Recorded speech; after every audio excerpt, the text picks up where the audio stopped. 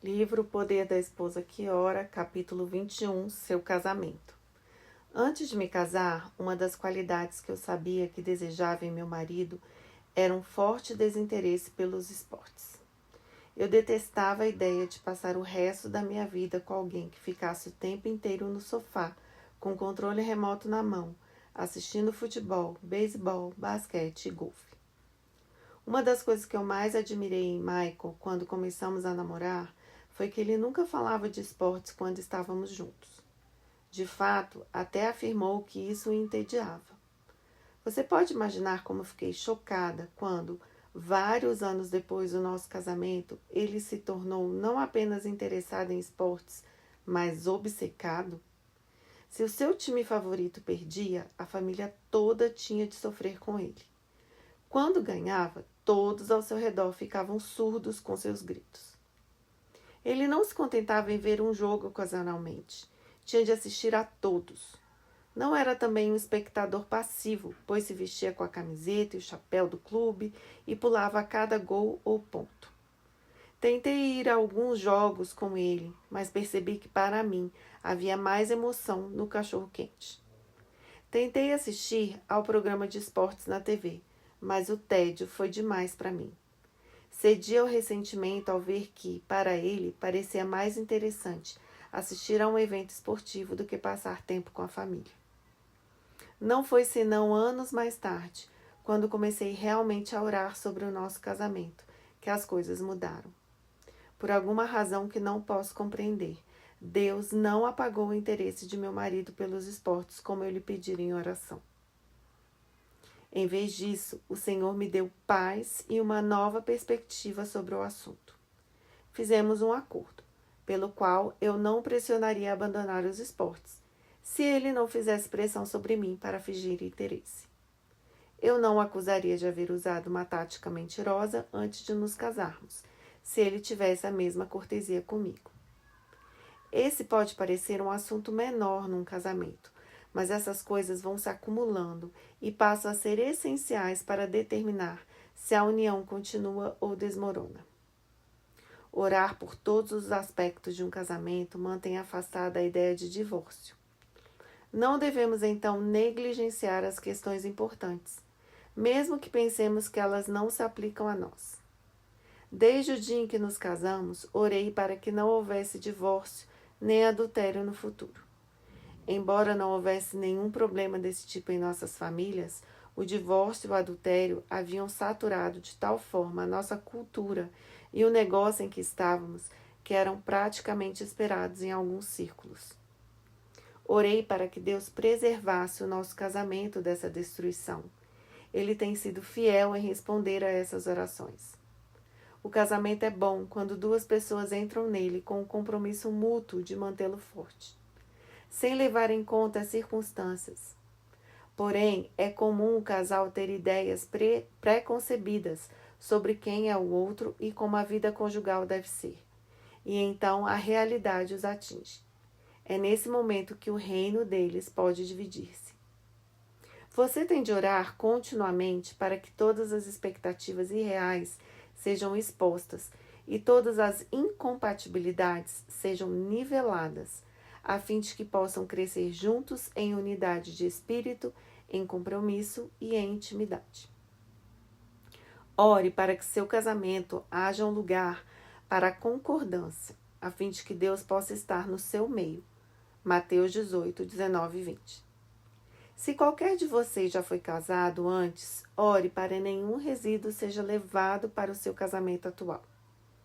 Quebre todos os elos, bons ou maus, emocionais ou espirituais, com quaisquer relacionamentos anteriores.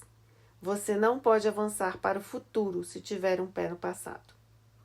Não tome o seu casamento como certo, por melhor que seja.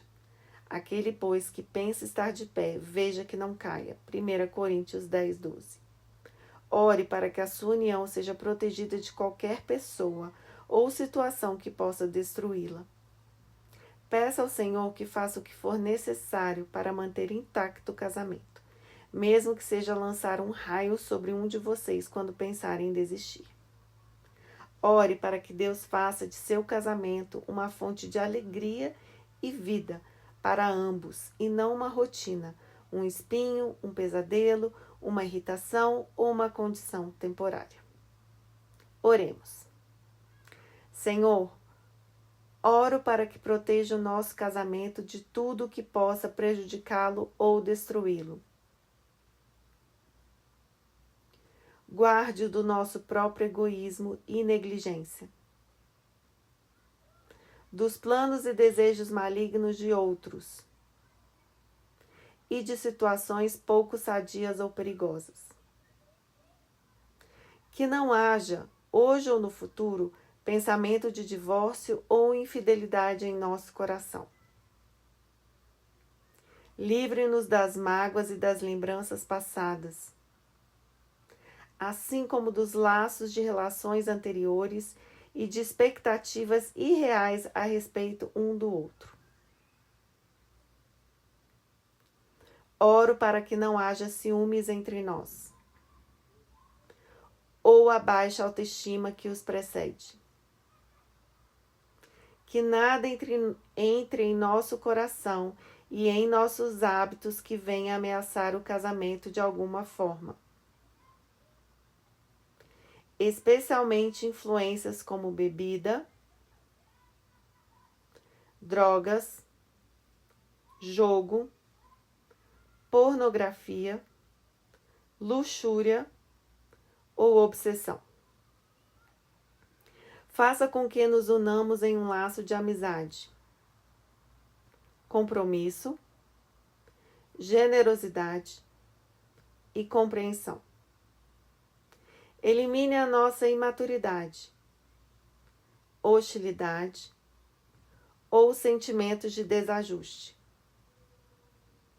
Ajude-nos a reservar tempo a sós um para o outro,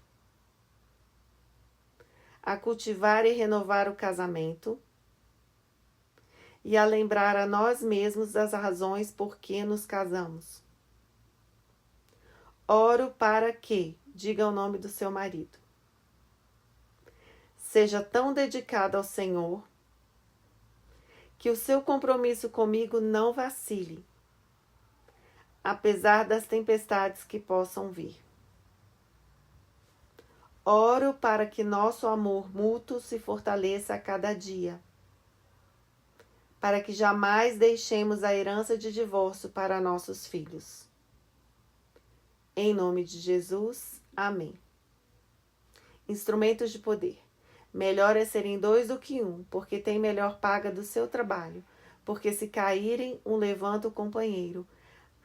Ai, porém, do que estiver só, pois caindo não haverá quem o levante. Eclesiastes 4, 9 e 10. Ninguém seja infiel para com a mulher da sua mocidade, porque o Senhor, Deus de Israel, diz que odeia o repúdio e também aquele que cobre de violência as suas vestes. Diz o Senhor dos Exércitos, portanto, cuidai de vós mesmos e não sejais infiéis. Malaquias 2, 15 e 16. Digno de honra entre todos seja o matrimônio, bem como o leito sem mácula, porque Deus julgará os impuros e adúlteros. Hebreus 13, 4. Se dois dormirem juntos, eles se aquentarão, mas um só, como se aquentará? Eclesiastes 4, 11. Ora, aos casados ordeno, não eu, mas o Senhor, que a mulher não se separe do marido. Se, porém, ela vier a separar-se, que não se case, ou que se reconcilie com seu marido, e que o marido não se aparte de sua mulher. 1 Coríntios 7, 10, 11. Que capítulo importante, porque aqui houve uma oração específica sobre o divórcio. Como que nós devemos proteger o nosso casamento do divórcio? Nivelando as...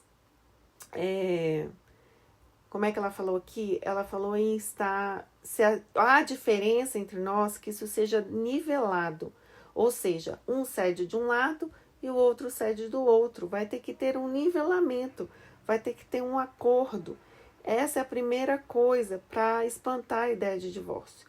Porque hoje em dia na nossa sociedade, assim, você não concorda, tá ruim, tá tendo muita briga, então vai você para um lado que eu vou para o outro. Não existe um acordo, não se consegue nivelar os interesses. E aí o divórcio é sempre a primeira alternativa, a primeira saída. E ela na oração, ela faz quebra de laços de alma. Você precisa quebrar laços de alma emocionais que você fez com seus relacionamentos anteriores, sejam eles casamento ou de namorado, principalmente se houve relação sexual. A gente precisa pensar nisso e orar intencionalmente com relação a isso. Amém? Estamos terminando. Vamos para o capítulo 22. Até lá!